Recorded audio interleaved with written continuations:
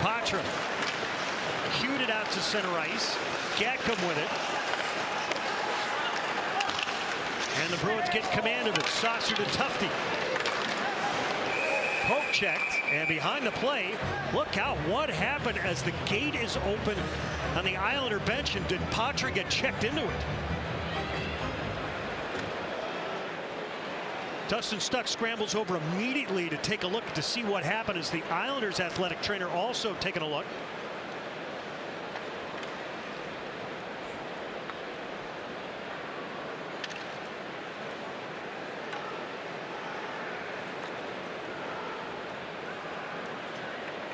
We'll see if we get an opportunity to get a look how this transpired.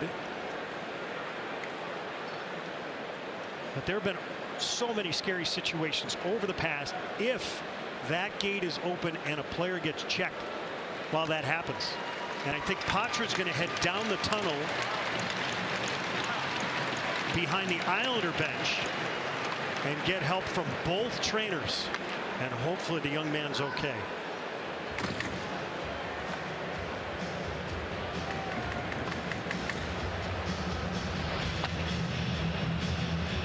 Trying to see what happens here. He's just trying to make his way back to the Bruin bench, I believe, as he's going by the Islander bench, and he kind of just got shoved in the direction of the Islander bench with the door open. Oh yeah, that hurts.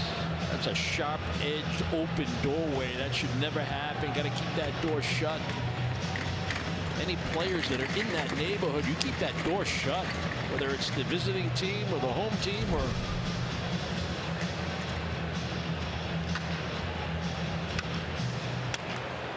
a major penalty on the ice is reviewed for 29, New York. And Razor, while they take a look at that, so you've got the backup goaltender who's right in front of the gate. What's his responsibility there? Yeah, Jakub Skarek is the backup goaltender, and he's kind of closed off. He's looking down the bench, but he's the one who opens the door, doesn't see that there's a bit of an altercation, a bit of contact right there at the door.